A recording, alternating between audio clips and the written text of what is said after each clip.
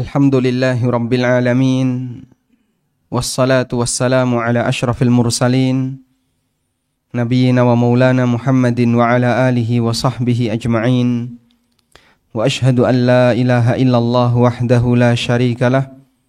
Wa ashhadu anna Muhammadan abduhu wa rasuluh. Salawatu Rabbi wa salamu alaihi wa ala alihi wa ashabihi wa man sara ala nahjihi wa stanna bisunnatihi ila yaumiddin. Alhamdulillah, puji syukur kita haturkan kehadirat Allah Subhanahu wa ta'ala. Di kesempatan waktu duha ini kita bisa berkumpul dalam rangka untuk belajar bersama.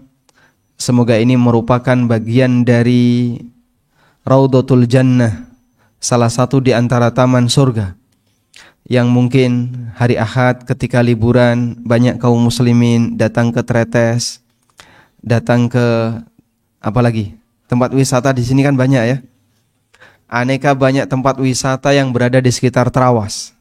Namun Anda hadir di majelis ilmu. Nabi SAW pernah menyebutkan, "Idza marartum bi riyadil jannah farta'u." Apabila kalian melewati salah satu di antara taman surga, maka mendekatlah. Kemudian sahabat bertanya, "Wa ma riyadul jannah ya Rasulullah?" Apa yang dimaksud dengan Riyadul Jannah, taman-taman surga itu? Nabi SAW mengatakan hilakul dzikri. Yang dimaksud dengan taman surga adalah halaqah zikir. Dan makna halaqah zikir adalah majlisun yudhkaru fihil halal wal haram. Majlis yang di sana disebutkan halal haram. Majlis yang di situ disebutkan firman Allah, disebutkan hadis Nabi SAW. Majelis yang membahas masalah ilmu. Sebab kata zikrullah, kata Ibnu Qayyim rahimahullah, memiliki dua makna. Yang pertama, kata Allah sebagai objek. Di situ ada dua kata ya. Zikrullah berarti bentuknya apa? Jumlah idhafah, mudhaf dan mudhaf ilaih. Kalau bahasa kita disebut dengan frase. Frase itu ada DM, ada MD, diterangkan, menerangkan, ada menerangkan, diterangkan. Kata zikrullah di situ terdiri dari dua kata, zikr dan Allah. Jika kata Allah ini dipahami sebagai objek, maka maknanya adalah mengingat nama Allah dalam kalimat-kalimat thayyibah. Sehingga makna zikrullah adalah membaca kalimat-kalimat thayyibah, membaca tasbih, tahmid, tahlil, takbir, dan kalimat thayyibah yang lainnya. Yang kedua, kata Allah dipahami sebagai subjek. Maknanya zikrun minallah, peringatan yang diturunkan oleh Allah. Sehingga ketika disebut sebagai majlis zikir, dalam posisi kata Allah dijadikan sebagai subjek, maka maknanya adalah majlis yang di sana membahas peringatan dari Allah. Dan itulah majlis ilmu. Sehingga kita belajar ilmu agama dalam sebuah majlis. Kenapa disebut sebagai majlis zikir? Padahal acaranya bukan yasinan, acaranya bukan tahlilan. Karena di majlis itu disebutkan peringatan yang diturunkan oleh Allah Subhanahu wa ta'ala. Karena itulah Allah Subhanahu wa ta'ala menyebut kegiatan Jumatan dengan kegiatan zikrullah. Sebagaimana yang Allah firmankan, "Ya ayyuhalladzina amanu idza nudiya lis-salati min yaumil jum'ah fas'au ila zikrillah." Wahai orang-orang yang beriman, apabila kalian mendengarkan azan di hari Jumat, maka bersegeralah menuju zikrullah. Dan yang dimaksud dengan zikrullah dalam ayat ini adalah Jumatan. Dan kita tahu dalam kegiatan Jumatan isinya apa, Pak? Yasinan atau tahlilan? Dalam kegiatan Jumatan isinya apa? Ada satu imam yang menyampaikan khutbah, sementara makmum yang lain mendengarkan. Dan tidak ada zikir jama'i. Tapi di situ yang terjadi adalah membahas firman Allah, membahas hadis Nabi SAW. Sehingga makna dari hadis Nabi SAW mengatakan bahwa yang dimaksud dengan Riyadul Jannah adalah halaqah zikir. Dalam arti Riyadul Jannah adalah halaqah ilmu yang di situ dibahas halal dan haram. Sebagaimana pengertian yang disampaikan oleh Atha bin Abi Rabah, halaqul dzikri ay majlisun yuzkaru fihi al-halal wal haram. Yang dimaksud dengan halaqah zikir adalah majlis yang di situ disebutkan halal dan haram. Baik. Rasulullah sallallahu alaihi wasallam mengatakan, "Baina hijri wa mimbari raudhatun min riyadil jannah." Antara rumahku dengan mimbarku adalah salah satu di antara taman surga. Dan rumah Nabi sallallahu alaihi wasallam adalah rumahnya Aisyah. Mimbar beliau berada di ujung Masjid Nabawi yang pertama, di ujung sebelah kanan. Masjid Nabawi menghadap kemana, Pak? Menghadap ke kiblat. Ya, betul ya. Masjid Nabawi menghadap ke selatan ya. Masjid Nabawi menghadap ke selatan. Di sebelah kiri adalah rumah Aisyah, mepet dengan pintu Masjid Nabawi. Sedangkan di sebelah kanan, pojok kanan ada mimbar Nabi sallallahu alaihi wasallam. Lalu beliau mengatakan, "Baina hijri wa mimbari raudhatun min riyadil jannah." Antara rumahku dan mimbarku adalah taman surga. Berarti kalimat itu menjelaskan bahwa seluruh wilayah Masjid Nabawi di masa Nabi SAW adalah taman surga. Karena batas kiri, batas kanan dari masjid ini semuanya adalah raudhah. Berarti seluruh wilayah masjid itu adalah raudhah. Sehingga raudhah itu kawasan Masjid Nabawi yang pertama ketika Nabi SAW mensabdakan seperti ini. Dan beliau sebut sebagai raudhatun min riyadil jannah. Salah satu di antara raudhah, taman-taman surga. Dijelaskan oleh para ulama ada beberapa tafsir. Di antara tafsir yang disampaikan adalah Masjid Nabawi disebut sebagai raudhah. Masjid Nabawi yang pertama disebut raudhah atau wilayah itu disebut raudhah karena di wilayah itu Nabi SAW menyampaikan nasihat. Beliau memberikan kajian, beliau membahas Al-Quran, beliau membahas hadis, beliau menyampaikan tausiah, mau'idhah, dan aneka nasihat-nasihat yang bersumber dari wahyu. Sehingga suasana itu adalah suasana taman surga. Sangat menyejukkan, sangat menenteramkan, sehingga orang di situ terasa adem. Dan kita juga seperti itu ketika kajian, suasananya tenang, adem, ayem, merem. Oke. Berarti apa? Ngantuk. Makanya tolong dititeni nanti kalau ada temannya yang ngantuk ya. Itu efek samping dari kajian. Rasulullah sallallahu alaihi wasallam mengatakan, apabila ada sekelompok orang majtama'a qaumun fi baitin min buyutillah, jika ada sekelompok orang yang berkumpul di salah satu rumah Allah, yatluna kitaballah wa yatadarasunahu bainahum, kemudian di situ membahas kitabullah, lalu saling mengkaji, yang satu membaca, menyampaikan, yang lain mendengar, illa nazalat alaihimus sakinah, maka akan turun ketenangan. Turun ketenangan kepada mereka. Saking tenangnya jadinya kayak tadi, Pak. Efek samping ketenangan. Wa ghasyiyatuhumur rahmah, dan mereka diliputi dengan rahmat. Dan rahmat itu bisa jadi terbawa oleh mereka yang hadir di sini, yang hadir di majelis ilmu sampai pulang. Sehingga rahmat itu masuk ke dalam rumahnya. Semakin banyak rahmat yang bisa dia dapatkan dalam sebuah majelis ilmu, maka berpeluang besar dia bisa membawa rahmat yang lebih banyak ketika dia pulang ke rumahnya. Sehingga suasana di rumah makin sejuk, makin nyaman, dengan keluarganya hubungannya makin bagus, makin nyaman. Efek samping, bukan efek samping ya, efek positif dari sebuah majelis ilmu yang diikuti oleh seorang hamba. Makanya dalam majelis yang kita selenggarakan, meskipun bisa jadi jumlah pesertanya Masya Allah sampai ribuan, tapi kita tidak perlu banyak menghadirkan anggota keamanan, tenaga keamanan. Beda dengan bal-balan, Pak. Kalau misalnya terjadi Persebaya lawan Arema, kira-kira gimana, Pak? Ya? Gimana, Pak? Walaupun tanpa supporter, kira-kira polisi yang dihadirkan berapa?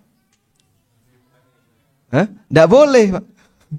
Di Indonesia nggak boleh. Itu kalaupun main harus dibawa keluar Jawa, Pak. Masya Allah. Karena potensi gegernya besar. Kita datang untuk mencari ketenangan. Kita datang untuk mencari kedamaian. Bukan berkumpul untuk bikin masalah.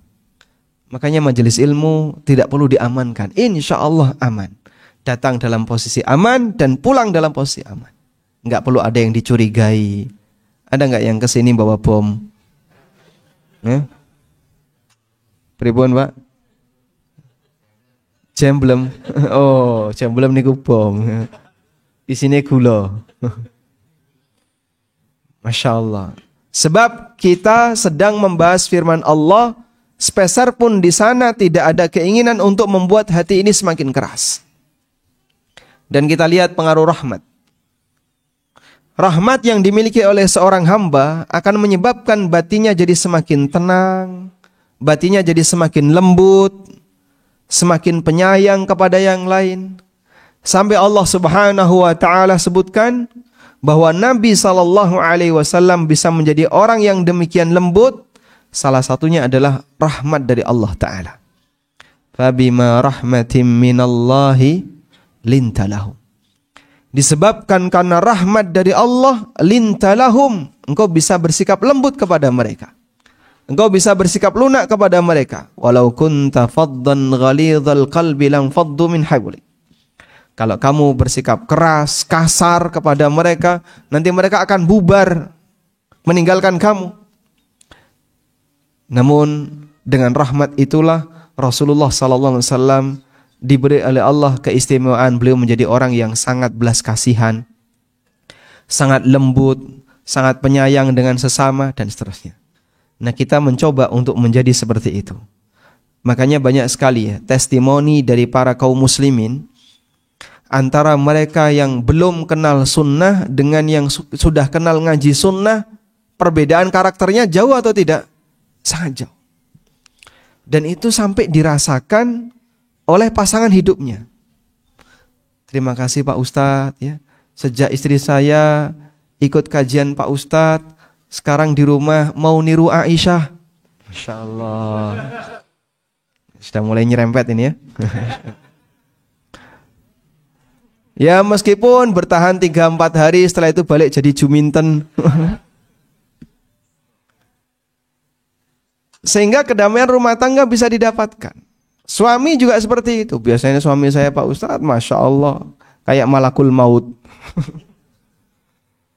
Tiap hari yang diucapkan negak pedes, nyelekit, galak, dan seterusnya.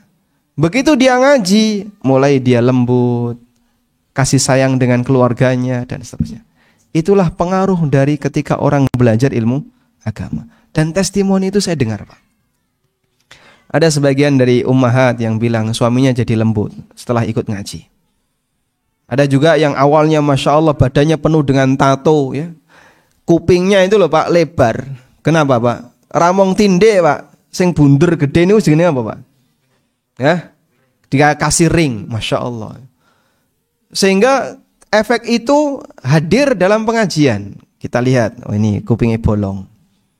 Kadang ada tato yang masih nampak di tangan. Ada tato yang nampak di kaki.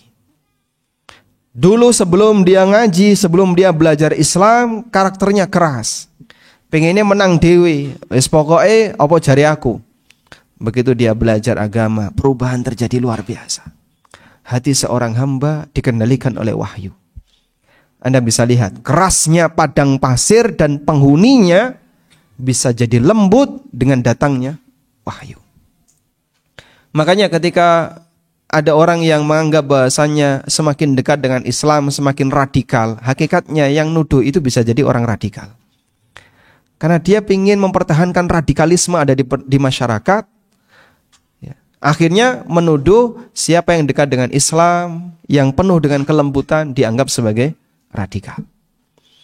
Dan bagi kita tuduhan semacam ini hal yang biasa, sebab dari sejak dulu yang namanya dakwah membawa kebenaran pasti akan ditolak dengan tuduhan tanpa dasar. Allah Subhanahu wa taala berfirman,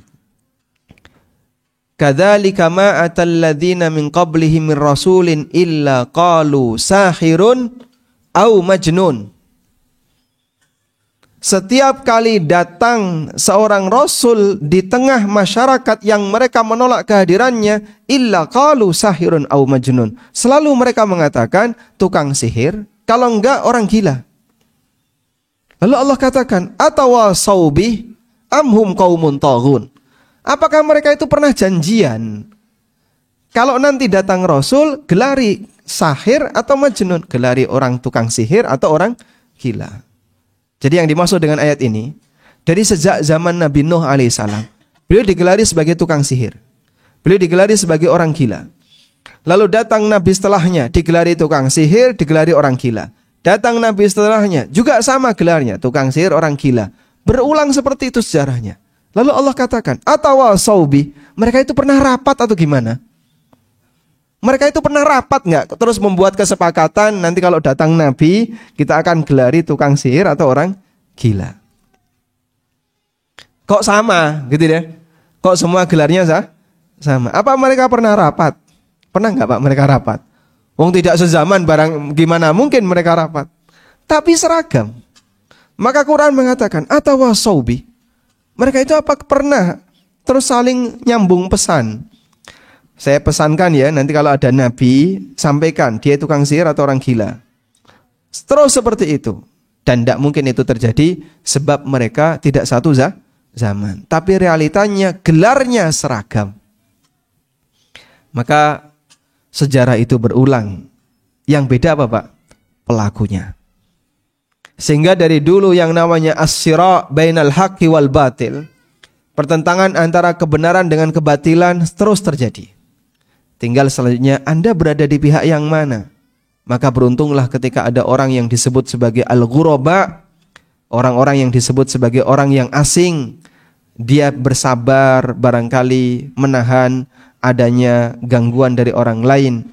Karena sebagaimana yang dinyatakan oleh Waraqah bin Naufal, ya, beliau mengatakan, ma ahadun ja'a bima ji'ta bihi illa udhi. Siapapun yang membawa risalah sebagaimana yang kamu bawa wahai Muhammad, kecuali pasti dia akan diganggu.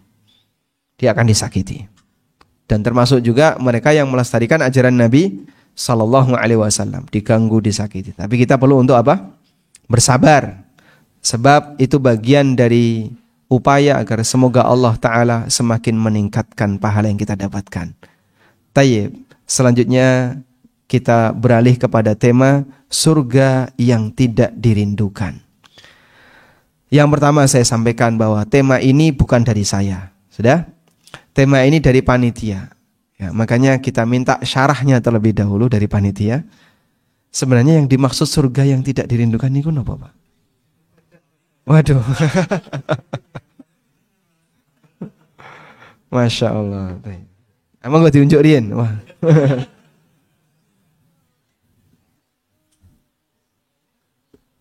Tayyib. Di kesempatan kali ini saya akan mengangkat ya, tentang beberapa dalil yang disebutkan dalam Al-Quran maupun hadis Nabi SAW yang menyebutkan bahwa orang ketika ingin mendapatkan surga maka butuh perjuangan yang berat, perjuangan yang sungguh-sungguh, butuh banyak sabar, butuh banyak untuk istiqamah, selalu berusaha untuk komitmen dan besar hati, sebab surga nilainya mahal. Allah Subhanahu wa taala menyebutkan, godaan manusia berasal dari dua tempat. Yang pertama, godaan internal, itulah syahwat yang dia punya. Yang kedua, godaan eksternal, itulah gangguan setan dan lingkungan yang ada di sekitarnya.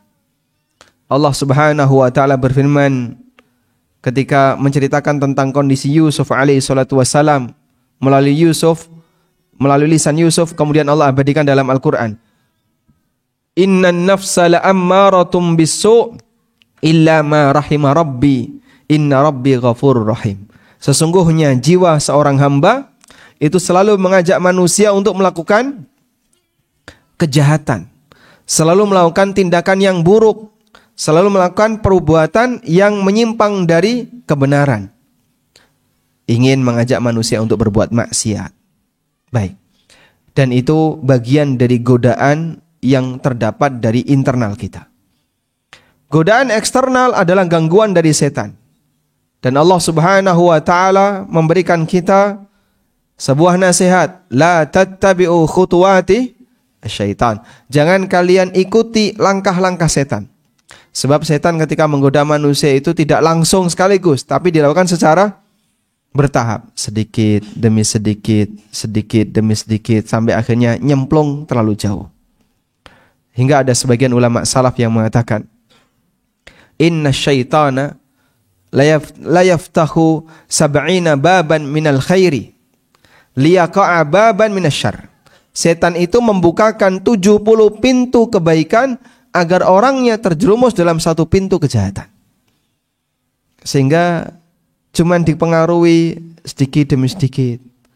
Pak, enggak apa-apa Pak, kalau cuman riba sedikit boleh Pak, enggak apa-apa. Ini demi kebaikan keluarga Bapak, lanjutkan.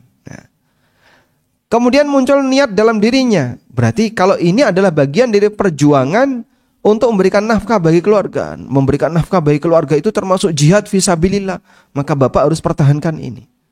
Bertahan seperti itu terus numpuk sampai akhirnya dia terbiasa dalam perbuatan maksiat. Setan menggiring dengan cara bertahap. Maka disebut dengan khutuwatus syaitan. Itulah beratnya tantangan bagi seorang mukmin yang dia ingin istiqamah di atas jalan Allah Subhanahu wa taala. Baik. Kemudian ayat yang lain, Allah Subhanahu wa taala menyebutkan tentang masalah jihad fisabilillah.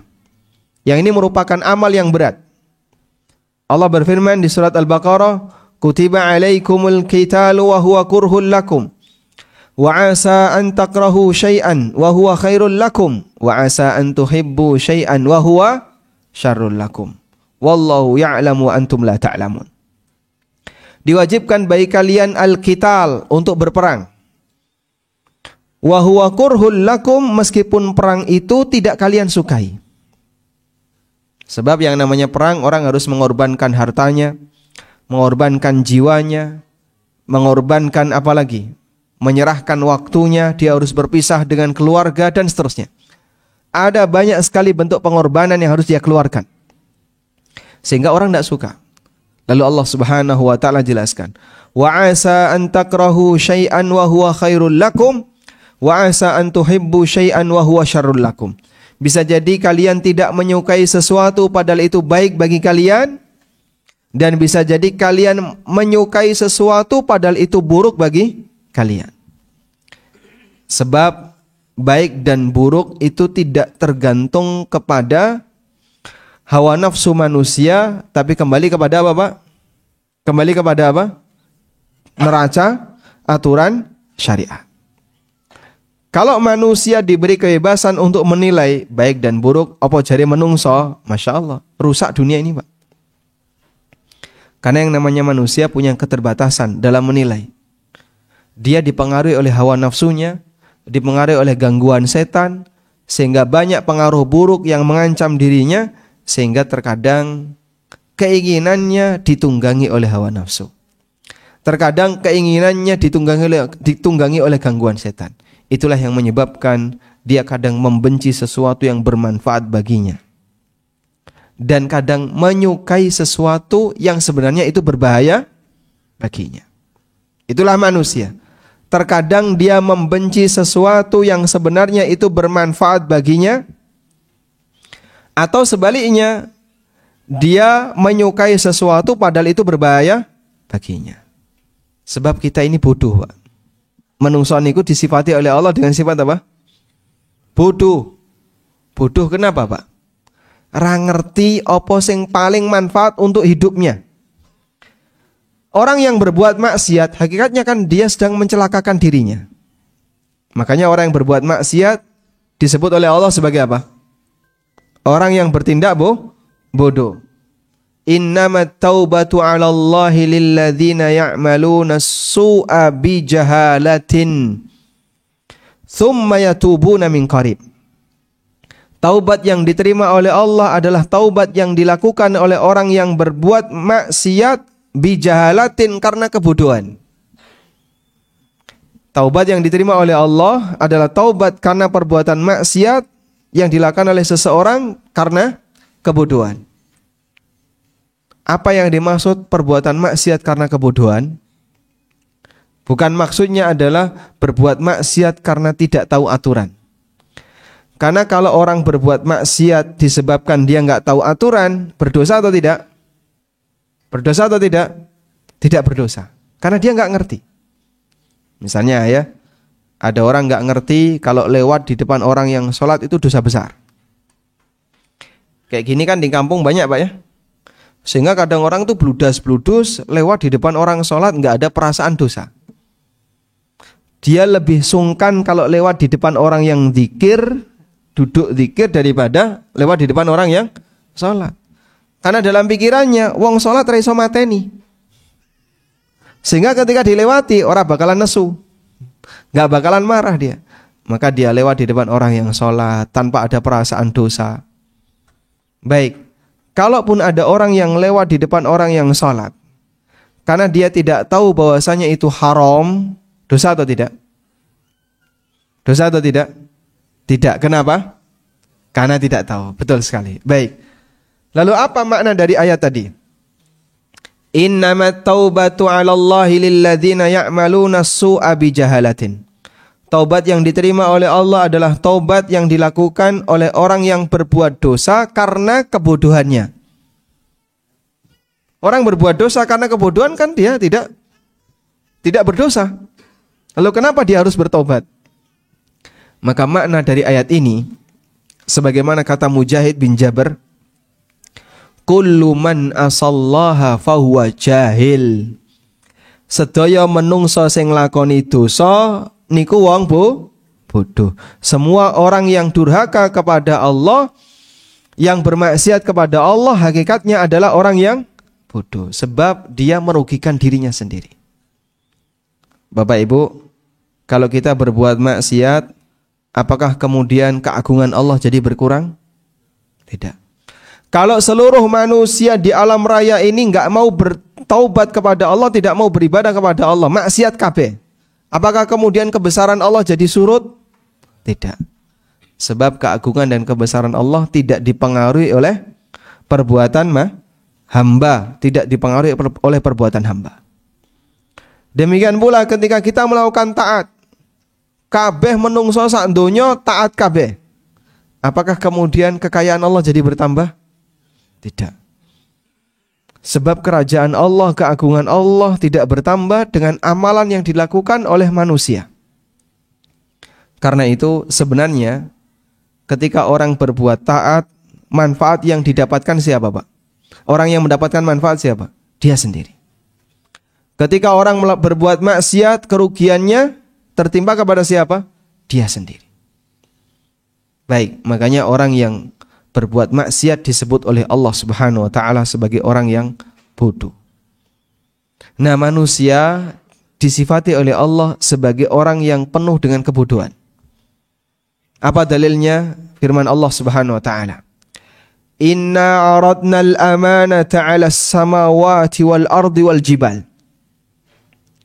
Fa'abaina ay yahmilnaha wa ashfaqna minha. Aku pernah tawarkan amanah ini kepada langit, bumi dan gunung. Yang dimaksud amanah di sini adalah kewajiban untuk mengamalkan syariat. Jika mau ditaati, jika orang itu taat, dia dapat surga. Kalau enggak mau taat, dia akan disiksa di neraka. Allah tawarkan itu kepada langit, bumi dan gunung. Fa'abaina ayyahmilnaha. Maka mereka enggan dan tidak sanggup untuk menanggungnya. Wa ashfaqna minha. Bahkan mereka ketakutan. Wa hamalahal insan. Tapi manusia sanggup untuk menanggungnya. Innahu kana zaluman jahula. Lalu Allah kasih komentar, manusia itu dolim dan bodoh. Kenapa menungso disebut dolim? Sebab menungso niku seneng nglakoni dosa, yang itu hakikatnya adalah mendolimi dirinya sendiri.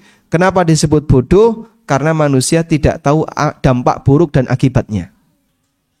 Sehingga saat dia melakukan perbuatan dosa, tidak ada perasaan takut dalam dirinya. Baik, Karena kebodohan itulah sehingga terkadang mereka itu menilai secara terbalik.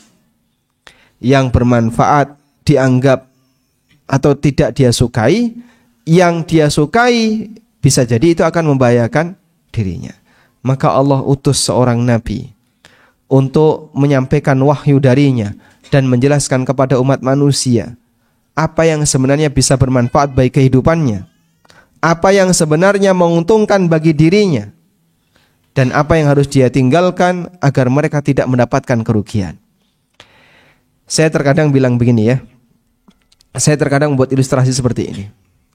Jadi dakwah dalam masalah muamalah itu salah satu di antara kendalanya adalah ini urusan dapur.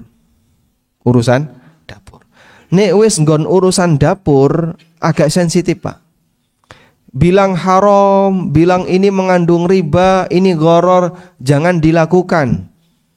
Praktek seperti ini enggak boleh dilakukan. Itu sensitif, Pak. Orang berani beda pendapat karena masalah pendapatan. Makanya kalau berani mengatakan, Pak, pekerjaan Bapak itu haram, nyamplok itu, Pak. Bisa jadi dia marah. Sehingga dalam kajian-kajian seperti ini ya perlu disampaikan dengan cara bagaimana agar mereka bisa memikir lebih panjang. Tayyib. Karena itu kami selalu membuat ilustrasi kayak gini. Banyak di antara manusia ketika diingatkan, Mas, ini riba, ini haram, ini gharar, enggak boleh tinggalkan. Komentar dia apa? Dadi wong muslim kok repot ya. Kowe iki nek ngaji aja kaya ngono. Radikal seperti ini. Mbok sing slow-slow ae, sing biasa-biasa, sing serba boleh gitu. Ya? Diatur. Jadi dia dikasih penjelasan seperti itu enggak terima dengan alasan apa? Memberatkan. Dengan alasan itu memberatkan. Tayyib. Anak kecil juga seperti itu, Pak. Anak kecil seperti itu. Orang tua melihat anaknya dolanan game, ya. Bar ngegame terus PS, bar PS ngegame. Isine mong game. Sudah? Sebagai orang tua yang sayang kepada anaknya, kira-kira gimana, Pak? Barno wae ya. Wong iku kesukaan dia, jangan diganggu. Ini saya karena sayang sama anak saya, maka tak fasilitasi. Sampean njaluk game tipe apa? Tak tukokno. Sing penting anakku seneng. Kira-kira itu enggak tipe seorang orang tua yang sayang sama anak? Tidak. Kenapa?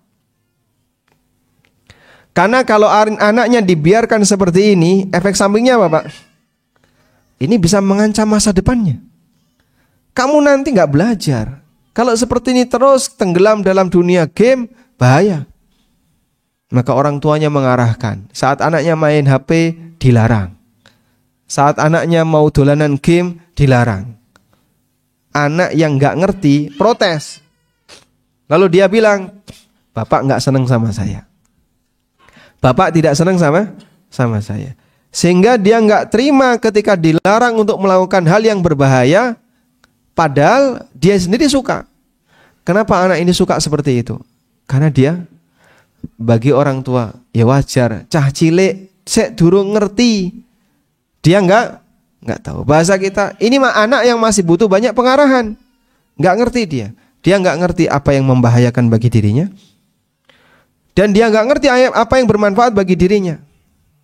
Dikon sinau itu tujuannya apa, Pak? Karena itu bermanfaat bagi dirinya. Tapi anak berontak nggak? Berontak. Sehingga ketika belajar ditunggoni, dipeksa. Kadang sampai nangis. Lalu padu karo mbokne. Ketika ujian anake santai, mbokne bingung. Wong sing ujian anake kok mbokne sing bingung. Kenapa terjadi seperti itu? Karena sang anak tidak merasa ini bisa menguntungkan dirinya. Maka orang tua yang sayang kepada anaknya mengarahkan, mendidik anaknya meskipun anaknya tidak suka. Ada anak misalnya dolanan mercon dan dia senang dolanan mercon. Iya, Mas, dolanan mercon enggak, Mas? Nah. Orang tua karena sayang sama anaknya, Masya Allah, ojo dolanan mercon, iki lo gas melon. Enggak nek njeblokan sisan, ngoten nggih, Pak? Inikah orang tua yang sayang? Tidak. Orang tua sayang sama anak, ketika dia dolanan mercon diapain, Pak? Dilarang. Dirampas sama orang tuanya, merconnya dibuang. Berontak dia, bisa jadi dia berantem sama orang tuanya. Tapi orang tuanya terus bersabar, meskipun kadang anaknya keluar kalimat-kalimat umpatan, tapi dia sadar ini anak masih bodoh, butuh banyak pengarahan. Kadang anak kita mainan pisau ya, dan dia nggak tahu kalau itu berbahaya. Wah, aja dolanan pisau, aja dolanan gaman, gila pedang. Nek padu kalau dulurmu nganggo iki. Baik. Allah Subhanahu wa ta'ala lebih sangat penyayang kepada hambanya. Lebih kasih sayang kepada hambanya.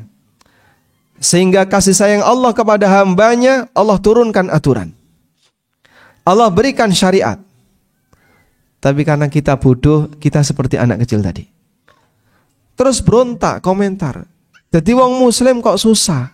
Bar ngaji kok apa-apa ra entuk, apa-apa ra oleh. Kadang disebut haram, kadang disebut riba, kongkon metu teko pekerjaan, resign sekarang. Rumangsane golek gawean ki gampang. Akhirnya kadang memberikan tuduhan-tuduhan yang miring untuk syariat karena orang seperti ini suudzon kepada Allah Subhanahu wa taala. Makanya tolong diwaspadai jamaah ya. Jangan sampai perasaan hati kita merasa ketika kita mendapatkan aturan, menganggap bahasanya aturan ini ngerepoti kehidupan kita.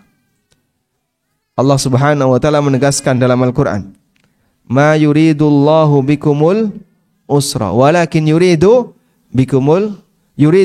bikumul yusra wala yuridu bikumul usra." Allah menghendaki kemudahan bagi kalian, dan Allah tidak menghendaki kesulitan bagi kalian. Allah juga berfirman, "Wa ma ja'alallahu fid dini min haraj." Dan Allah tidak menjadikan dalam agama ini ada kesulitan. Sehingga apapun yang disyariatkan oleh Allah hakikatnya adalah untuk kepentingan hamba, untuk kebaikan hamba, dan Allah sama sekali tidak punya kepentingan di sana. Tayyib. Karena itu ketika Allah Subhanahu wa taala menyebut bahwa perang itu sesuatu yang tidak disukai oleh hamba, tidak disukai karena pengaruhnya, efek sampingnya. Tapi Allah katakan, bisa jadi ada sesuatu yang tidak kalian sukai, tapi itu baik bagi kehidupanmu. Dan bisa jadi ada sesuatu yang kalian sukai, tapi itu berbahaya bagi kehidupanmu. Selanjutnya, jamaah yang dimuliakan Allah Subhanahu wa taala, Nabi SAW juga menyebutkan bahwa balasan yang disediakan oleh Allah di akhirat berupa surga dan neraka. Balasan yang disediakan oleh Allah di akhirat berupa surga dan neraka, itu dikelilingi dengan dua hal yang berbeda.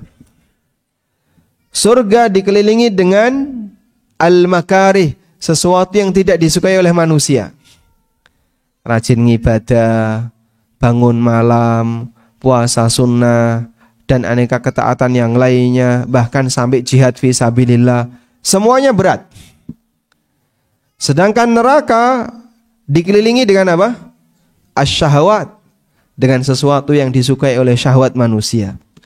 Dalam hadis dari Abu Hurairah radhiyallahu anhu, Nabi SAW pernah bersabda, "Hujibatin naru bisyahawat wa hujibatil jannatu bil makarih." Muttafaqun alaih.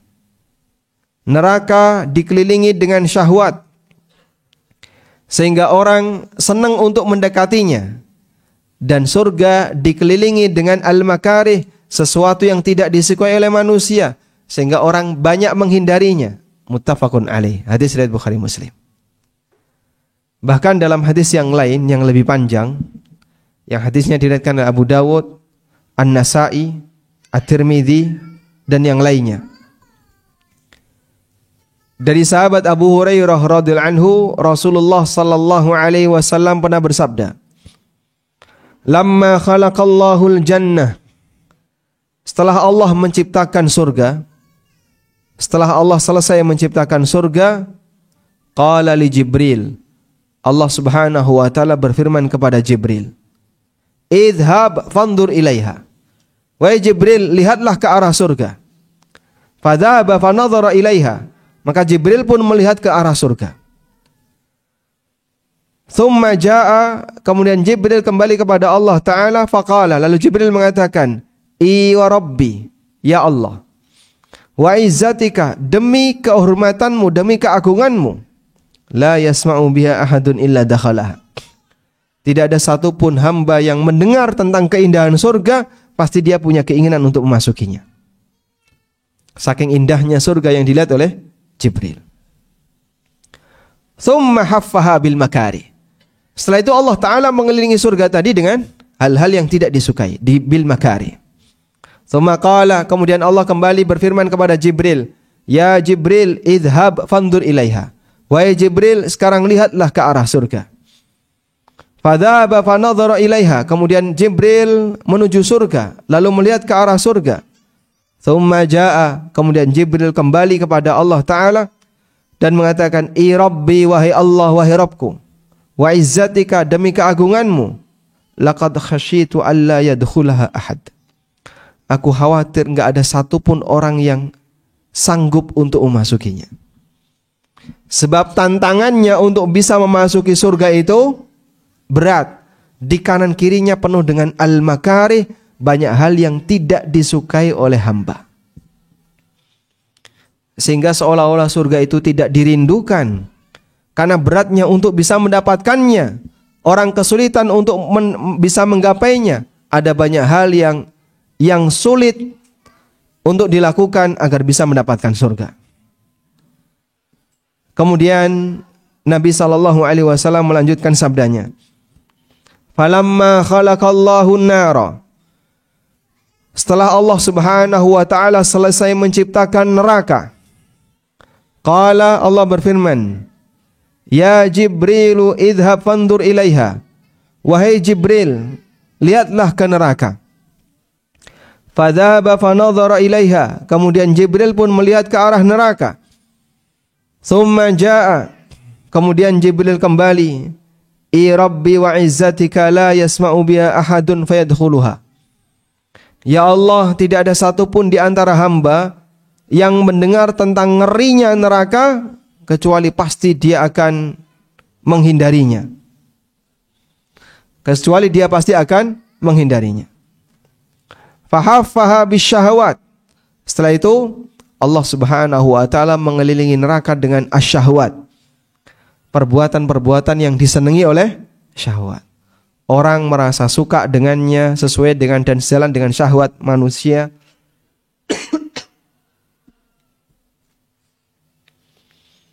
Neraka dikelilingi oleh syahwat. Tsumma qala, kemudian Allah berfirman, Ya Jibril, idhab fandur ilaiha. Wahai Jibril, sekarang kamu lihat neraka. Fadhahaba fanadhara ilaiha. Lalu Jibril pun melihat ke arah neraka. Tsumma jaa, setelah dia lihat, dia balik kepada Allah Subhanahu wa Ta'ala. Faqala, lalu Jibril mengatakan, I Rabbi, ya Allah, wa izzatika, demi keagunganmu, laqad khasyitu alla yabqa ahadun illa dakhalaha. Aku takut, aku khawatir tidak ada seorang pun yang tersisa kecuali dia akan memasukinya. Karena saking banyaknya syahwat-syahwat yang ada di sekeliling neraka. Orang punya ketertarikan untuk apa? Untuk mendekatinya. Karena dia sejalan dengan hawa nafsu. Ya, malas-malesan. Terus apa lagi? Malas-malesan lagi. Terus apa lagi, Pak? Malas-malesan lagi. Yang namanya orang malas, dia akan meninggalkan kewajiban. Kadang dia meninggalkan yang sunnah, itu tahapan awal. Lama-lama dia tinggalkan kewajiban. Dan ketika dia tinggalkan sunnah, lalu dia bisa menikmati saat meninggalkan sunnah. Karena dia malas-malesan, lama-lama nanti dia akan tinggalkan kewajiban. Makanya tolong pertahankan ya amal-amal sunnah dan bertahan di sana. Jangan sampai dilepas. Sebab seorang hamba ketika sudah terbiasa meninggalkan amalan sunnah, kalau mau melakukan lagi itu rasanya berat. Tayyib. Belum lagi dengan yang namanya maksiat. Orang ketika sudah tenggelam dengan maksiat, kadang dia merasa bisa menikmatinya.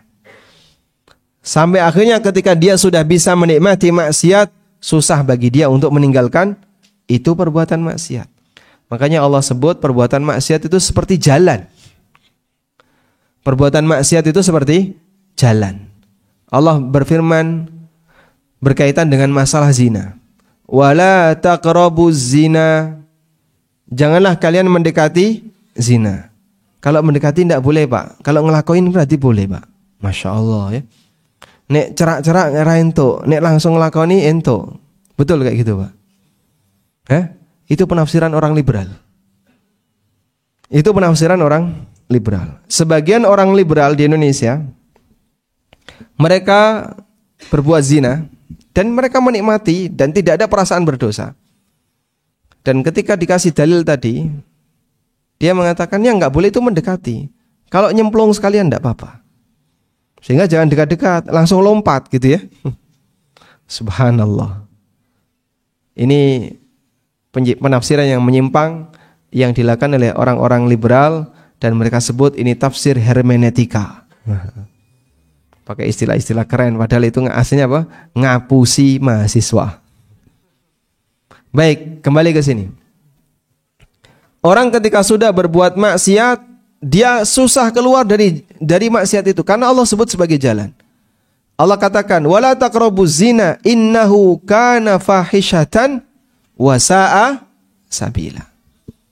Perbuatan zina itu adalah tindakan fahisyah wa sa'a sabila dan jalan yang jelek.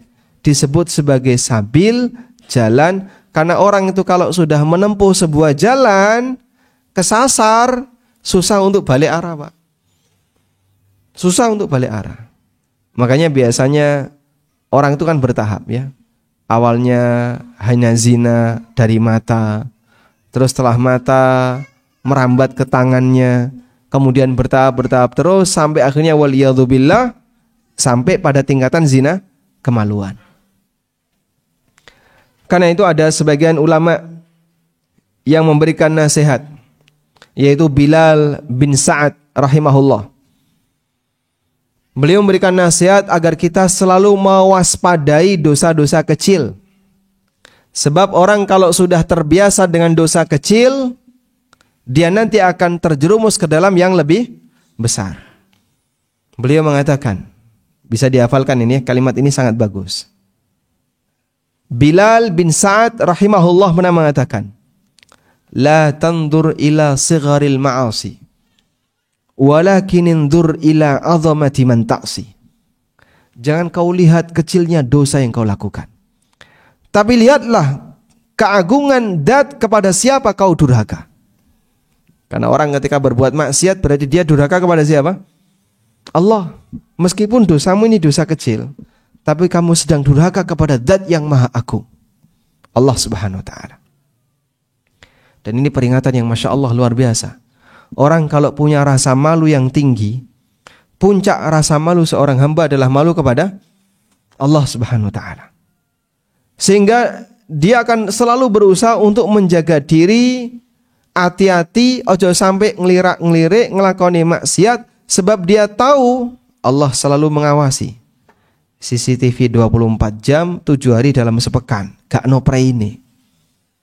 Malaikat yang mencatat amal disebut oleh Allah dengan raqibun atid. Ma yalfidhu min qaulin illa ladaihi raqibun atid. Tidak ada satupun ucapan yang keluar dari mulut seseorang kecuali di situ ada raqib. Raqib itu malaikat yang selalu mengawasi, disebut raqib, selalu mengawasi. Atid, atid artinya tidak pernah absen, selalu hadir.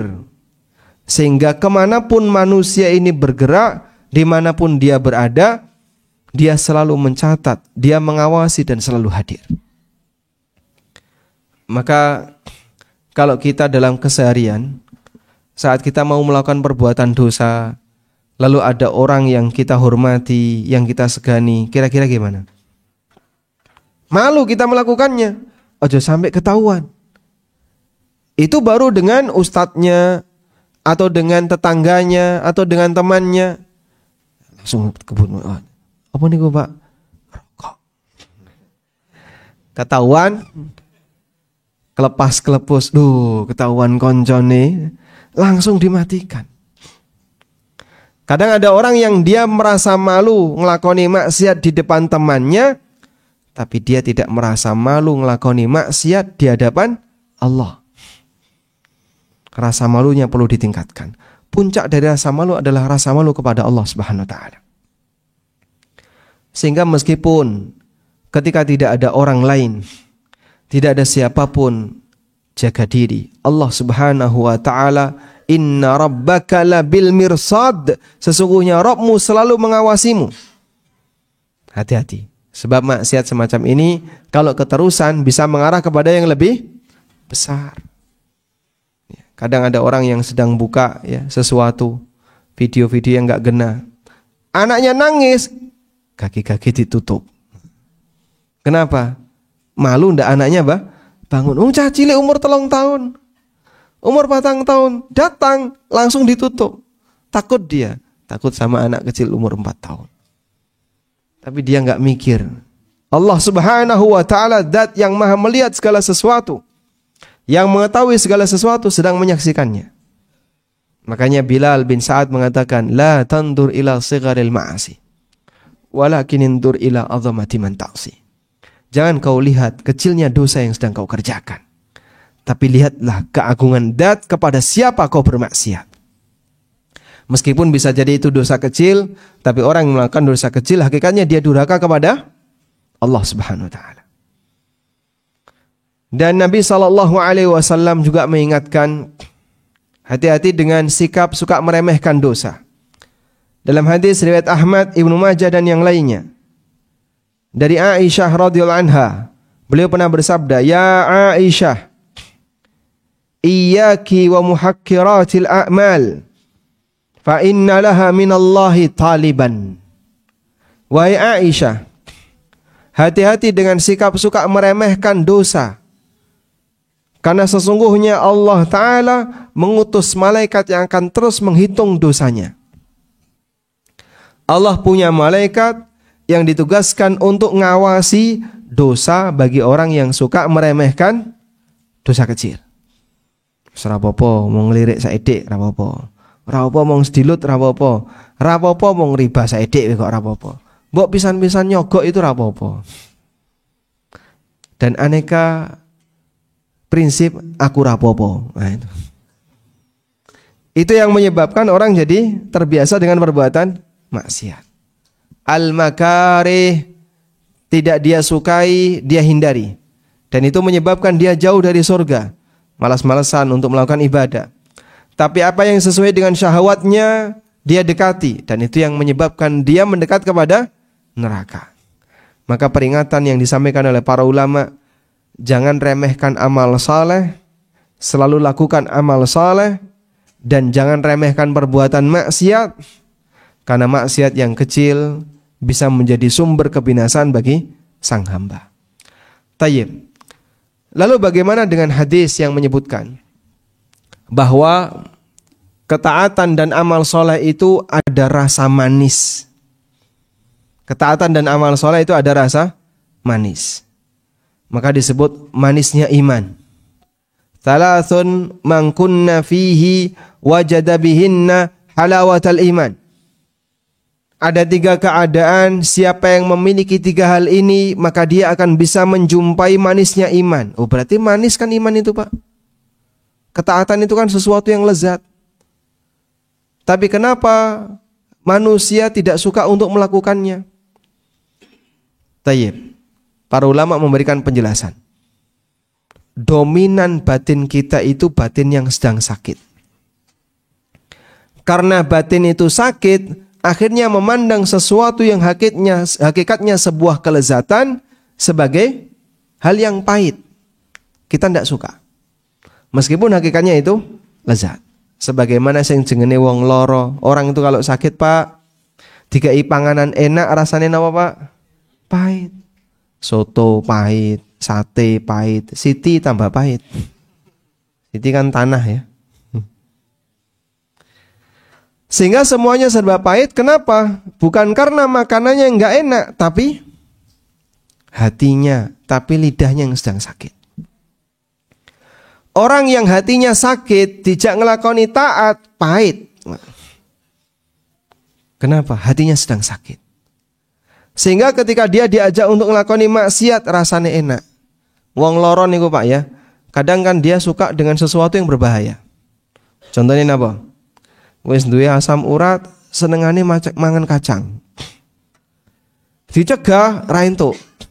Sak senengku, pokoknya sak karepku. Bapak niku lho asam urat, karepku. Ini berbahaya bagi bapak. Oh, ini enak kok gak entuk. Orang kalau suka misalnya apa? Makanan yang beresiko, gula. Dia suka yang manis-manis. Semuanya yang manis-manis dia konsumsi. Senengannya yang manis-manis. Padahal gulanya sudah naik, sudah tinggi sekali. Tapi dia ketika ditahan, tidak boleh dicegah dari yang manis, ngamuk. Itulah kita. Orang yang sakit seperti itu. Batin yang sakit juga sama Pak. Sehingga batin yang sakit, hawa nafsu menguasai, maka menyebabkan hati ini menjadi suka maksiat. Menikmati maksiat dan gak suka dengan ketaatan karena dia sedang sakit. Karena itu di antara cara agar batin kita bisa pulih kembali normal, bisa merasakan ketaatan sebagai kelezatan dan kemaksiatan sebagai hal yang pahit adalah perjuangkan agar batin ini jadi sehat terlebih dahulu. Caranya gimana Pak biar batin ini bisa sehat? Ibnu Qayyim mengatakan, teori ini dipakai dalam ilmu kedokteran dan juga dipakai dalam ilmu kedokteran hati. Sehingga dipakai dalam ilmu kedokteran fisik, juga dipakai dalam ilmu kedokteran batin. Ada dokter di sini? Enggak ngaku ya? Enggak apa-apa. Barangkali nanti kalau saya salah tolong dikoreksi ya. Kata Ibnu Qayyim rahimahullah, cara untuk mengobati penyakit hati ada 3 tahapan. Cara untuk mengobati penyakit hati ada 3 tahapan. Yang pertama adalah hifzul quwwah, menjaga kekuatan batin. Karena ini modal dasar sesuatu yang sakit bisa disembuhkan. Makanya kalau ada sesuatu yang sakit tapi sudah nggak punya kekuatan sama sekali, sudah nggak punya peluang untuk sembuh. Ya, misalnya ada orang yang sudah tua, umurnya 90 tahun, berbaring di rumah sakit, badannya penuh dengan selang. Di kepala ada selang, di tangan ada selang, di pembuangan ada selang. Ya. Karena dia nggak bisa buang air kecil, semuanya serba selang. Melbu selang, metu selang. Tayyib, orang ini kurus kering, nggak mati-mati. Ya. Padahal keluarganya berharap kapan ditahlil ke. Tapi dia nggak mati-mati. Nah, kalau dalam posisi seperti ini, seorang pasien, Mas, Bapak ini usianya sudah lanjut, ginjalnya sudah masalah, jantung masalah, ini masalah, ini masalah. Mau dilakukan tindakan apapun, modalnya itu sudah nggak ada. Dikasih obat, ginjalnya masalah. Dikasih ini nanti jantungnya masalah. Ini masalah. Ya sudah Mas, dipertahankan kayak gini. Urip-uripan. Baik. Dokter kan kadang memberikan pendekatan. Orang kalau sudah tidak memungkinkan fisiknya diajak sembuh, sudah Pak. Kadang ini tidak ada peluang untuk sembuh. Dan dia melakukan tindakan-tindakan tertentu. Bisa jadi ada sebagian dokter yang bilang ke saya, itu adegan saja. Adegan ya, biar tidak terkesan kalau dibiarkan dilakukan adegan genjot dada, padahal rano papane Pak itu. Nah, mau digenjot apa? Wong sudah rusak jantungnya. Tapi biar nggak dianggap menyepelekan pasien, akhirnya dilakukan adegan seperti itu. Tayyib. Ini contoh ketika orang sudah nggak punya kekuatan, dia nggak mungkin bisa disembuhkan. Makanya modal dasarnya adalah orang ini masih punya kekuatan, insya Allah masih bisa disembuhkan. Hati juga gitu. Jaga kekuatan batin. Ketika ada penyakit batin, insya Allah masih punya peluang untuk disembuhkan. Bagaimana caranya agar batin ini bisa dijaga kekuatannya? Kalau badan manusia dokter menyarankan, Bapak istirahat ya. Pikirannya juga jangan mikir yang jauh-jauh, mikir yang tenang saja. Mbok poligami aja rasa dipikir Pak, mangko tambah loro apa iki ya. Mikir sing santai mawon Pak jenengan niku. Sehingga dia diminta untuk banyak istirahat. Tujuannya apa jemaah? Tujuannya apa? Jaga kekuatan. Sebab kalau orang yang sakit tapi dia nggak bisa beristirahat, kekuatannya makin turun. Dan nanti kalau mau disembuhkan lebih susah. Batin juga seperti itu Pak. Kita istirahatkan batin dengan terlalu banyak mikir dunia, dengan terlalu banyak mikir masalah harta, karena itu bisa menyebabkan kekuatan batin jadi turun. Makanya ada syariat iktikaf. Kita diminta untuk zikir, ala bi dzikrillahi tatmainnul qulub. Bukankah dengan zikrullah orang itu menjadi tenang batinnya, dan ketenangan batin itulah kekuatan bagi hati. Walladzi anzalas sakinata fi qulubil mu'minin liyazdadu imanan ma imanihim. Dialah zat yang menurunkan ketenangan di hati orang yang beriman agar semakin bertambah iman mereka, di samping sebelumnya mereka juga sudah punya modal iman. Maka seorang hamba cari sumber ketenangan batin untuk bisa menambah kekuatan batin. Di mana Pak tempat kekuatan batin itu, ketenangan batin itu? Di forum kajian, di masjid setelah sholat, Anda berzikir di waktu malam. Kata para ulama seperti tombol limo untuk hati sing loro. Apal Pak? Nomor siji apa Pak? Maca Quran sak manane. Ini nasihat ulama ini Pak. Ini nasihat, ada seorang ulama salaf ngasih nasihat ini, tapi diterjemahkan dalam bahasa Jawa ya. Maca Quran sak manane, membaca Al-Quran plus tafsirnya. Tadabbur Quran bisa meningkatkan kekuatan batin. Makanya Allah sebut orang yang enggak tadabbur Quran hatinya mati. Afala yatadabbarunal Quran am ala qulubin aqfaluha.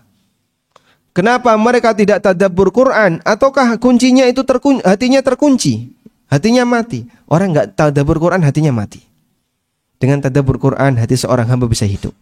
Yang kedua, salat wengi lakonono.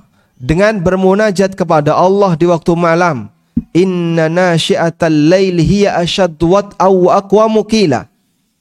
Kegiatan di waktu malam itu memberikan pengaruh yang lebih kuat bagi batin. Makanya Nabi SAW memberikan kekuatan bagi para nabi. Allah Subhanahu wa ta'ala memberikan kekuatan bagi nabinya dan para sahabatnya dengan qiyamul lail.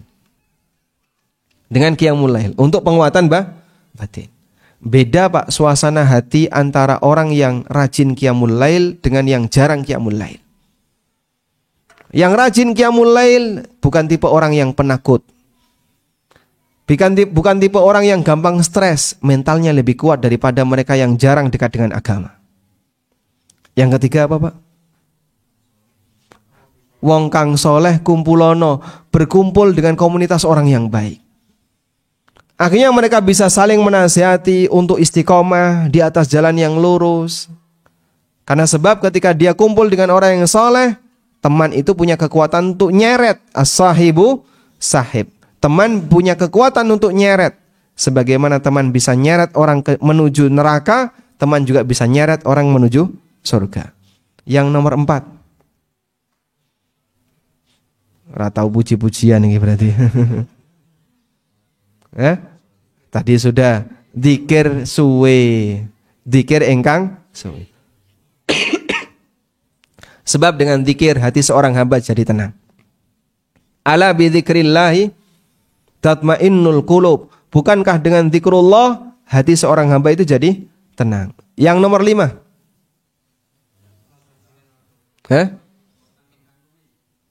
Weteng engkang luwe poso. Sehingga menungso ketika ngelakoni puasa mensucikan dosa-dosanya. Menggugurkan noda-noda dalam batin yang itu merupakan sumber penyakit bagi hati. Itulah cara untuk menjaga kekuatan hati. Ini nasihat dari ulama salaf Ya meskipun dalam bahasa kita jadi seperti itu, dan tidak ada salahnya dari nasihat ini, sangat bagus sekali, betul apa yang beliau sampaikan. Dan itu merupakan kunci seorang hamba bisa menjaga batinnya.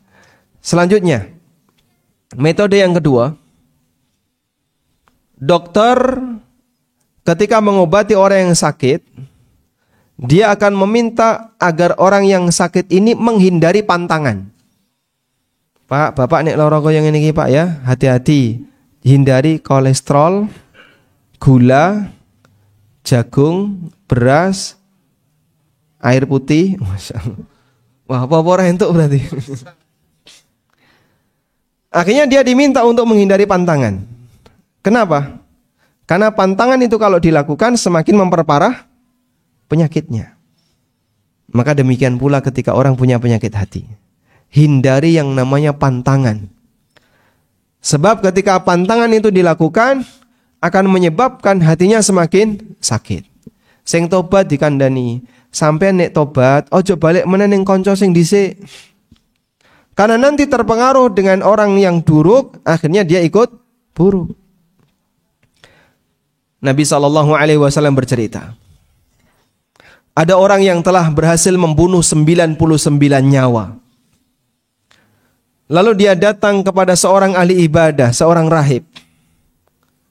Halli minallahi taubah. Apakah aku masih punya kesempatan untuk taubat kepada Allah dan aku sudah membunuh 99 nyawa? Maka sang rahib ini kaget. Masya Allah. Membunuh 99 nyawa, pok pateni kabeh. Rano tobat untukmu. Akhirnya dia sedih, jengkel, orang itu langsung dibabat sekalian. Jadi genap berapa? Yang dibunuh 100. Kemudian selesai membunuh, dia bingung. Lalu dia cari siapa yang kira-kira bisa memberikan nasihat kepadaku dengan perbuatan dosa yang aku lakukan. Disarankan kepada seseorang, datangilah fulan, beliau seorang yang alim. Akhirnya dia datang kepada seorang ahli ilmu, Kiai fulan. Ini di masa silam ya, zaman Bani Israel. Kemudian Kiai ini mengatakan, engkau masih punya kesempatan taubat. Namun ada syaratnya. Apa syaratnya? Kamu harus meninggalkan negerimu yang di situ penuh dengan maksiat. Dan berpindahlah ke negeri si A, yang negeri ini banyak orang yang taat. Sehingga dia pun menuruti nasihat itu. Akhirnya dia tinggalkan kampung halamannya dan dia menuju kampung si A. Di perjalanan orang ini mati. Malaikat berebut, ini mau dicatat sebagai orang yang baik atau orang yang jahat, karena dia belum sempurna taubatnya, syaratnya belum terpenuhi. Akhirnya Allah Subhanahu wa ta'ala mengutus seorang malaikat yang menjadi hakim untuk dua malaikat yang sedang berebut orang ini. Lalu Allah Subhanahu wa ta'ala dekatkan letak kematiannya mendekati bumi, tanah di daerah A yang di situ banyak orang soleh. Nah, ketika diukur, dia lebih dekat dengan daerah orang A. Akhirnya dia dimasukkan ke dalam golongan orang-orang yang soleh. Baik. Itu contoh ketika orang bertobat, maka dia dikasih pantangan. Kamu bisa Pak, tapi syaratnya begini Pak ya. Bapak jangan lagi melakukan transaksi kayak gini. Bapak jangan lagi kumpul sama seperti itu. Bapak jangan lagi melakukan seperti ini, melakukan seperti ini. Sebab pantangan ini kalau dilanggar akan semakin memperparah penyakitnya. Yang ketiga, istifragul mawad al-mufsidah. Menghilangkan sumber penyakit yang merusak. Setelah dokter memberikan saran jaga kekuatan, kemudian dokter memberikan saran agar orang itu menghindari pantangan, sang dokter akan memberikan obat untuk penyakitnya. Bapak, ini penyakitnya karena bakteri, maka Bapak saya kasih antibiotik. Ini antibiotik nanti diminum dengan dosis sekian.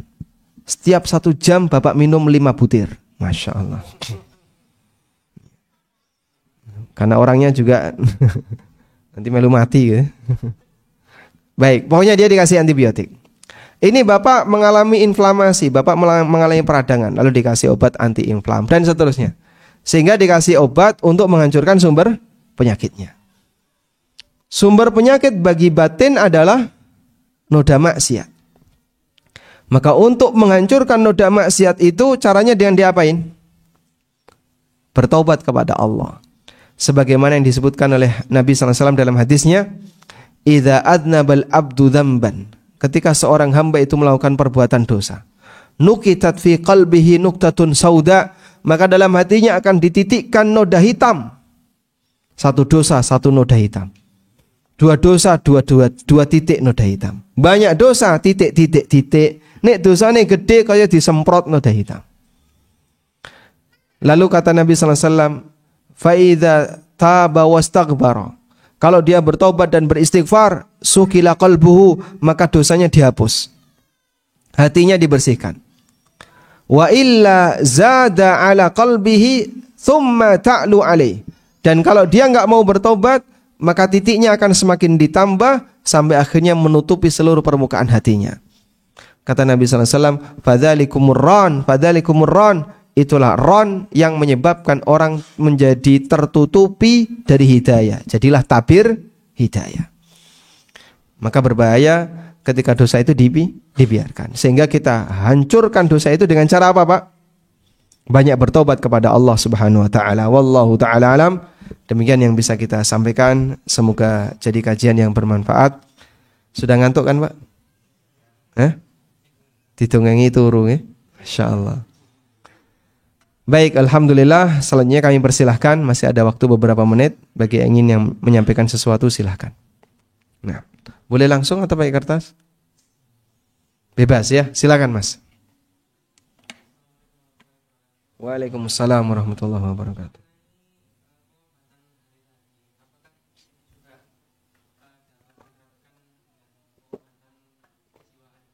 Alhamdulillah.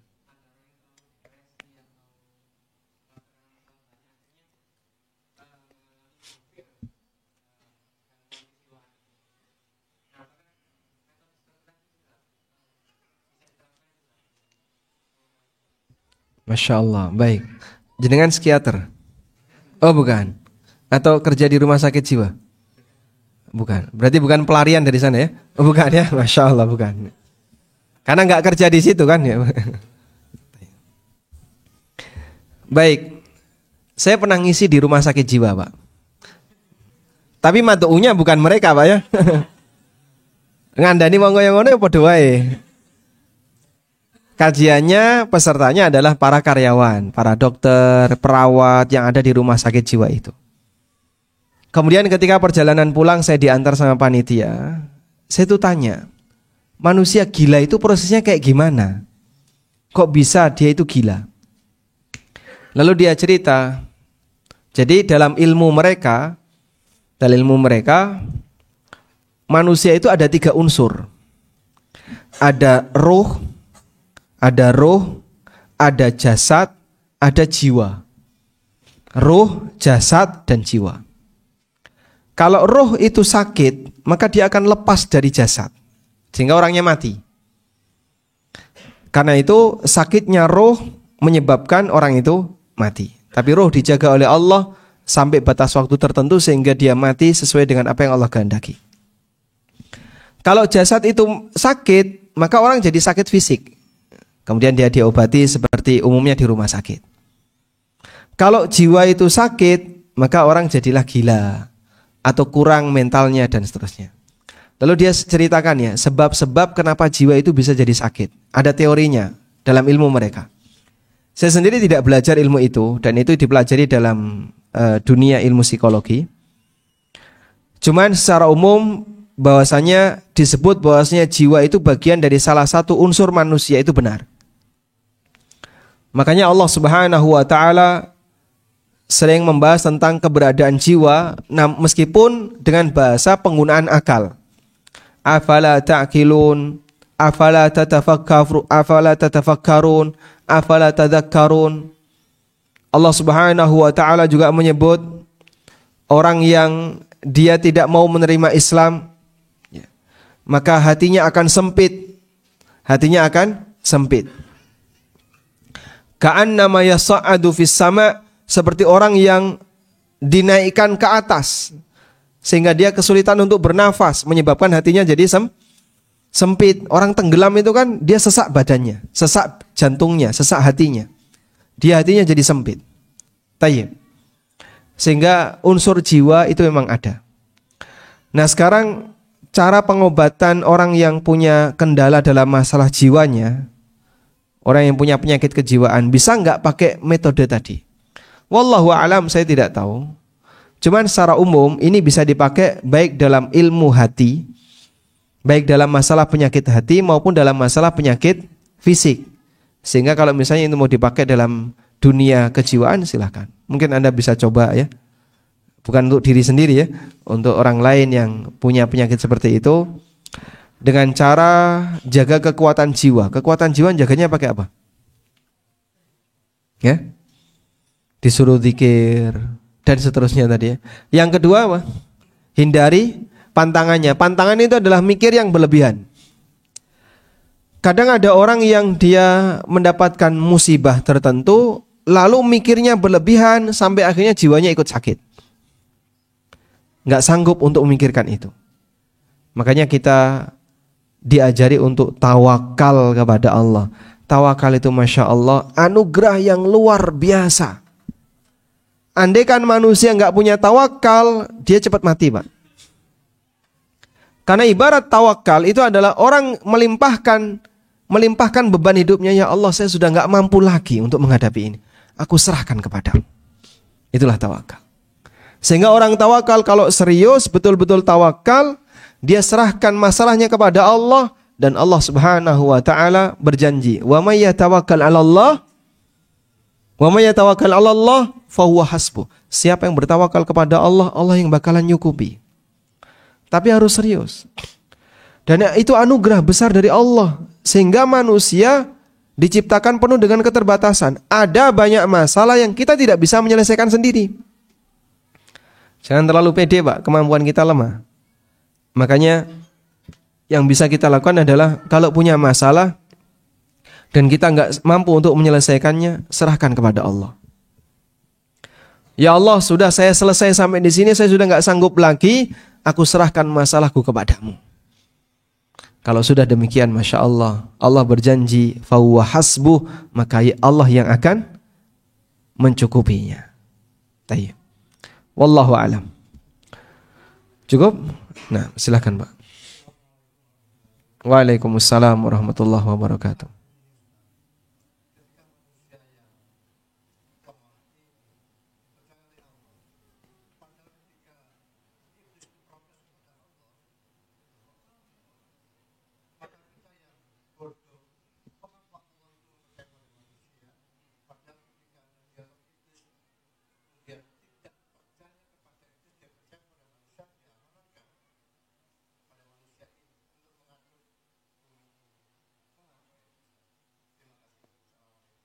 Waalaikumsalam warahmatullahi wabarakatuh.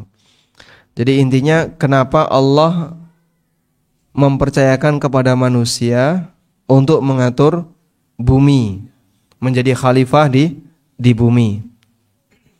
Lalu iblis tidak percaya. Iblis atau malaikat? Ketika Allah menciptakan Adam, malaikat mengatakan, baik. Yang lebih tepat mungkin malaikat. Wa idh qala rabbuka lil malaikati inni ja'ilun fil ardi khalifah. Ingatlah ketika Rabbmu mengatakan kepada para malaikat, inni ja'ilun fil ardi khalifah. Aku akan menjadikan khalifah di muka bumi. Qala, malaikat mengatakan, ataj'alu fiha may yufsidu fiha wa yasfikud dima. Apakah engkau akan menjadikan di muka bumi ini makhluk yang nanti akan berbuat kerusakan di muka bumi dan suka menumpahkan darah? Lalu Allah Subhanahu wa taala menjawab apa? Allah menjawab, qala inni a'lamu ma la ta'lamun. Allah mengatakan, aku mengetahui sesuatu yang kalian tidak tahu. Baik. Yang pertama yang perlu kita pahami adalah apa makna khalifah dalam ayat itu. Para ulama berbeda pendapat terkait makna khalifah. Dan pendapat yang masyhur ada dua. Yang pertama, makna khalifah dari ayat ini dari kata khalafa yakhlufu, khalfun, yang artinya generasi pengganti. Dari kata khalafa yakhlufu khalfun, yang artinya apa? Generasi pengganti. Sehingga Allah Ta'ala mengatakan, inni ja'ilun fil ardi khalifah, aku akan menjadikan makhluk pengganti yang tinggal di muka bumi. Karena sebelumnya sudah pernah ada makhluk yang tinggal di muka bumi, namun kemudian dia melakukan kerusakan, terus diusir, yaitu bangsa jin. Lalu kemudian bumi itu kosong, tidak ada penduduk. Kemudian Allah Subhanahu wa Ta'ala berfirman kepada para malaikat, aku akan menjadikan makhluk pengganti tinggal di muka bumi. Nah, dari situlah kemudian ulama mengatakan, kenapa malaikat bertanya kepada Allah, ataj'alu fiha may yufsidu fiha wa yasfikud dima? Apakah engkau akan menjadikan makhluk yang isinya berbuat rusak dan akan menumpahkan darah? Malaikat bertanya seperti ini karena melihat pengalaman makhluk sebelumnya. Dhisik jin nglakoni kaya ngono. Dia gagal untuk merawat bumi.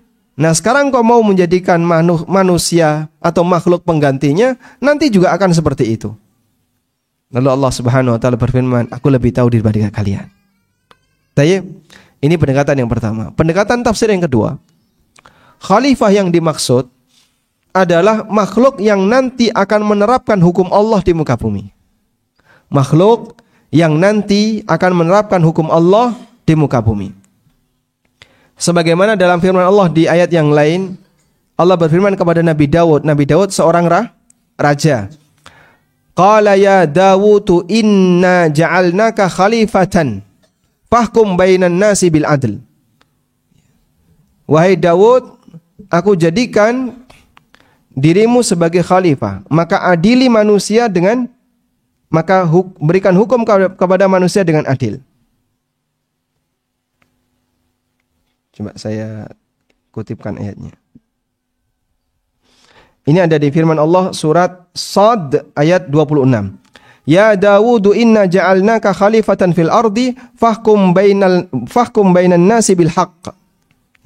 Wahai Dawud, aku jadikan kamu sebagai khalifah di muka bumi, maka tetapkanlah hukum kepada umat manusia dengan kebenaran. Sehingga makna khalifah di sini artinya adalah hakim. Mana khalifah di sini maknanya adalah hakim yang bertanggung jawab untuk menerapkan hukum Allah di muka bumi. Paham di sini? Baik. Berdasarkan tafsir yang kedua ini, maka malaikat memahami kalau di situ ada hakim, berarti kan ada sengketa. Kalau di situ ada hakim, berarti ada sengketa. Dan sengketa itu terjadi karena mereka berbuat kerusakan dan mereka saling mendolimi. Sehingga begitu Allah katakan, aku akan jadikan ada hakim di muka bumi, maka malaikat bertanya, apakah engkau akan menjadikan makhluk yang mereka isinya cuma sengketa, berantem, saling membunuh? Qala inni a'lamu ma la ta'lamun. Lalu Allah jawab, aku lebih tahu daripada kalian. Dan yang masyhur memang yang pertama. Tafsir yang masyhur adalah yang pertama tadi ya. Makna khalifah adalah makhluk yang menjadi pengganti dari makhluk sebelumnya, dan malaikat bertanya melihat pengalaman dari makhluk sebelumnya. Dan ada tafsir yang kedua, dan tafsir ini juga disebutkan oleh Al-Hafidz Ibnu Katsir, sehingga kata khalifah untuk Nabi Adam alaihissalam dan keturunannya bisa dipahami dari dua tafsir ini. Tayyib. Karena itu tidak boleh dipahami bahwa Allah ciptakan manusia untuk menjaga bumi. Itu kurang tepat ya. Sebab yang jaga bumi ini sinten, Pak? Allah. Allah enggak butuh manusia untuk jaga bumi.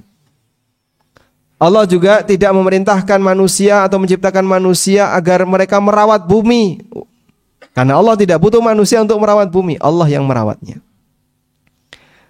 Terus yang dimaksud sebagai khalifah itu apa? Tadi ya, makhluk yang menjadi pengganti makhluk sebelumnya, atau makhluk yang menjadi hakim untuk menerapkan hukum Allah. Dipahami insyaallah? Walhamdulillah. Baik. Selanjutnya. Cukup, Pak? Oh, monggo.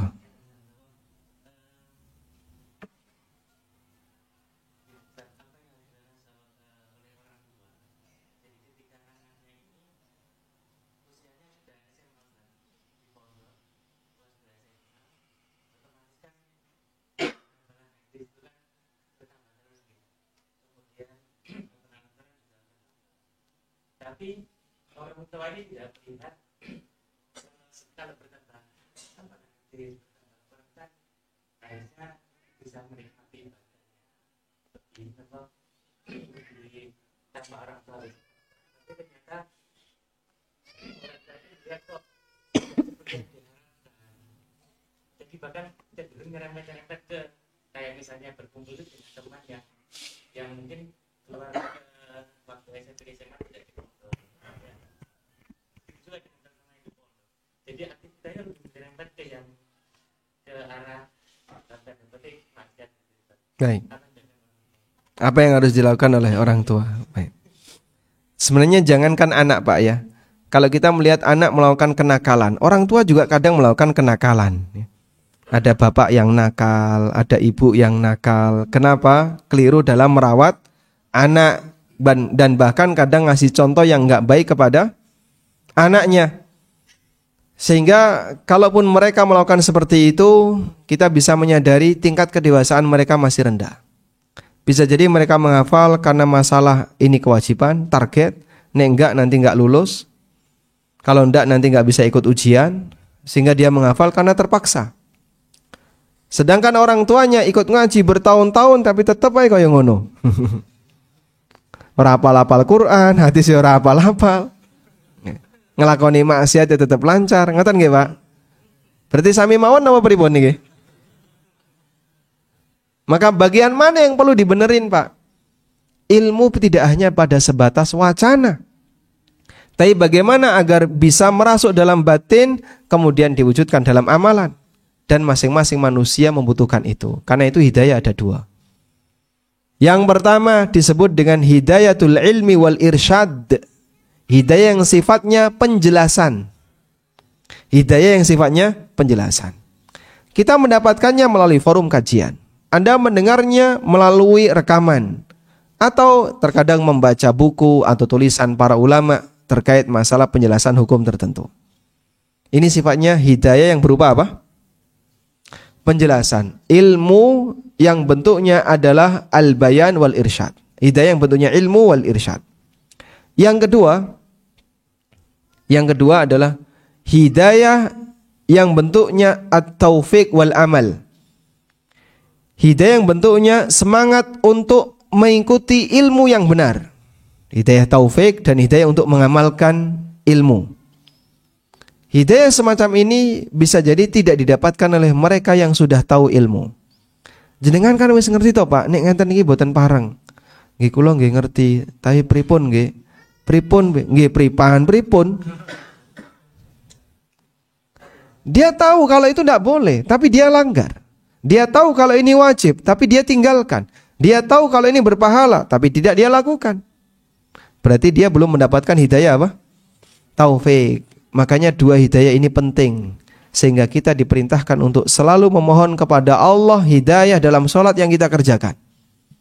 Ihdinas siratal mustaqim. Berikanlah kami petunjuk ke jalan yang lurus. Ada orang Nasrani yang bilang, kaum muslimin itu belum yakin dengan agamanya. Maka setiap hari dia minta petunjuk kepada Allah untuk diberi petunjuk ke jalan yang lurus. Karena dia belum yakin dengan agamanya. Gimana jawabnya, Pak? Hah? Dikaplok.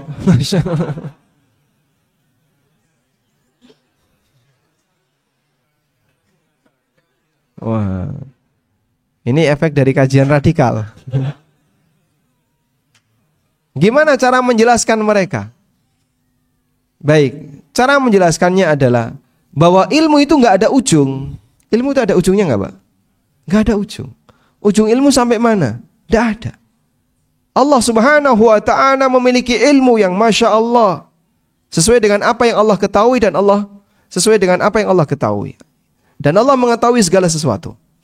Lalu Allah berikan sebagian ilmunya itu kepada makhluknya. Allah berikan sebagian ilmu itu kepada makhluknya. Dan ilmu makhluk gak ada ujung.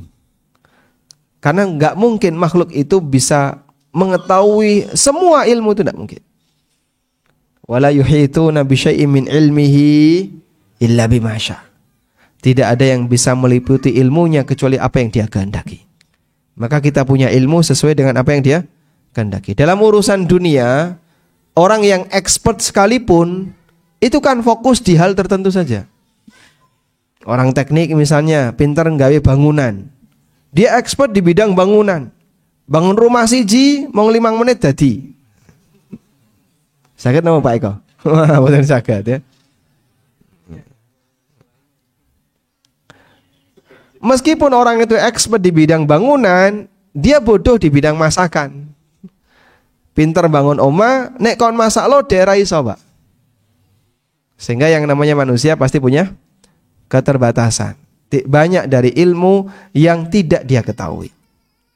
Karena itu kita mohon hidayah kepada Allah dalam bentuk mohon tambahan ilmu yang masih banyak tidak kita tahu. Dan semua orang sepakat akan hal ini. Yang kedua adalah memohon petunjuk kepada Allah untuk diberi semangat mengamalkan ilmu itu. Diberi semangat mengamalkan ilmu itu. Sebab kadang kita sudah belajar, tapi kadang kita masih berat untuk mengamalkannya.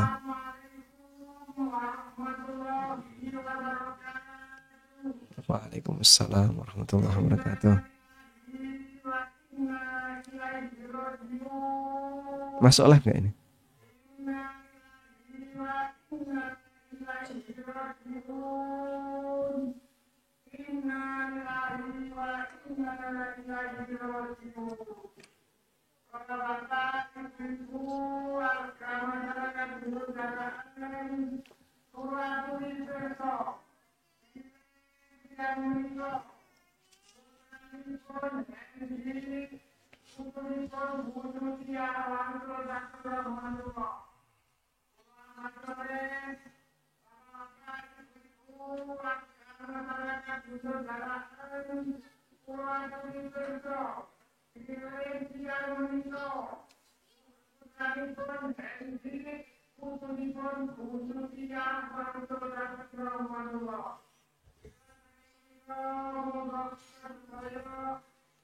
Udah dicatat? Oh, enggak dicatat ya. Udah hafal ya, Masya Allah.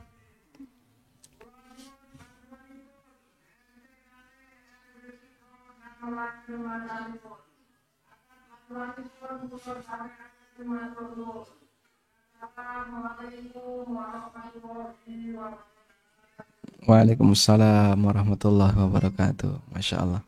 Tayyib, udah selesai Pak. Sehingga kalau ada orang yang banyak menghafal hadis, tapi ternyata perbuatannya kadang tidak sejalan dengan hadis yang dia hafal, banyak menghafal Quran, tapi ternyata kepribadiannya masih seperti itu. Dia bisa jadi dapat ilmu dalam bentuk hidayah jenis yang pertama, tapi dia tidak mendapatkan hidayah yang kedua. Maka perjuangannya adalah terus didekati. Dengan dikasih nasihat, kamu kan sudah tahu hukumnya ini tidak boleh. Kamu tahu kan yang namanya musik itu tidak boleh. Misalnya ya, dia sudah hafal hadisnya, kamu ngerti ngerokok itu tidak boleh, ini berbahaya dan seterusnya. Dengan aneka pendekatan apa yang sudah dihafal, semoga dia bisa lebih menerima. Wallahu a'lam. Pencekap? Nah, gimana? Hadiah untuk para peserta. Hadiah yang pertama, Masya Allah, semangat nih ya. Ayo bangun Pak, bangun. Yang turut tangi Pak. Sebutkan makna dari zikrullah. Disik ndi iki? Sing no, zikrullah. Mengingat nama-nama Allah dan kalimat-kalimat thayyibah. 2. Peringatan yang diberikan oleh Allah melalui majlis ini. Masya Allah, barakallahu fiik. Zikrullah ada 2 makna. Kata Allah sebagai apa? Sebagai subjek dan sebagai objek. Baik. Apa dalil bahwa di antara makna zikrullah, adalah membahas peringatan yang Allah turunkan. Masya Allah, siap. Silakan dibaca ayatnya.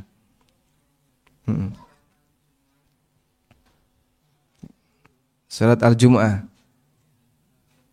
Idza nudiya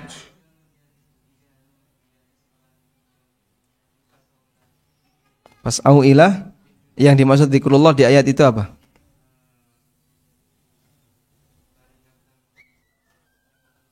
Yang dimaksud zikrullah di ayat itu adalah kegiatan Jumatan. Masya Allah, barakallahu fikum. Berarti hadiahnya dikurangi ya. Saya kasih yang ini. Masya Allah, baik. Karena ya masih muda ya. Barangkali praktek bisnis halal haram, bisnis online. Baik. Selanjutnya, pertanyaan berikutnya.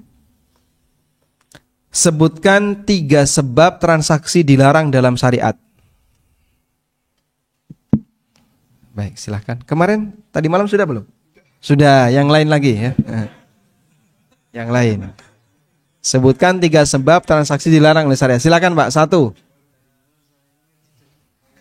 Ada maisir, goror, riba. Kurang. Ada dolim, barakallahu fiik. 3 sebab transaksi dilarang dalam syariat mengandung apa? Dolim, riba, goror. Baik, pertanyaan selanjutnya. Sebutkan 3 cara mengobati penyakit hati. Gampang nih ya. 1. Oh, Masya Allah dari luar. Oh, monggo Pak. Nggih. Nomor 1. Menjaga kebatinan.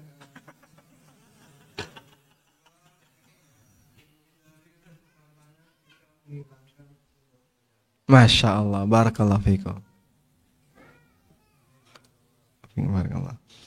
Baik, hadiah utama. Pertanyaannya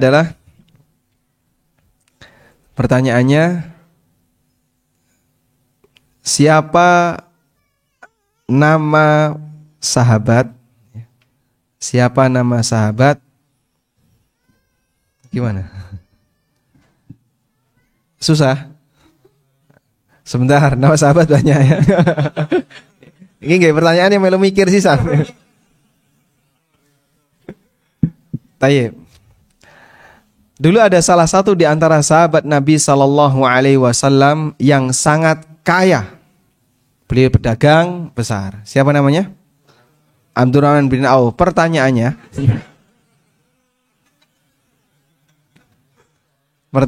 adalah, beliau pernah dipersaudarakan di Madinah dengan sahabat Ansor. Siapa nama pasangannya? Sa'ad? Bukan. Bukan Sa'ad bin Ubadah. Sa'ad bin Ar-Rabi. Sa'ad bin Rabi menawarkan apa? Setengah hartanya dan istrinya. Masya Allah, barakallahu fikum. Dapat hadiah utama. Alhamdulillahirabbil alamin. Baik, demikian yang bisa kita sampaikan di kesempatan kali ini. Semoga Allah Ta'ala memberkahi apa yang kita pelajari dan Allah memberikan manfaat dari ilmu yang kita pelajari sehingga bisa kita wujudkan dalam amal sehari-hari. Wassallallahu ala nabiyyina Muhammadin wa ala alihi wa sahbihi wa sallam. Wa akhiru da'wana anilhamdulillahi rabbil alamin. Subhanakallahumma wa bihamdika asyhadu an la ilaha illa anta astaghfiruka wa atubu ilaik. Wassalamualaikum warahmatullahi wabarakatuh.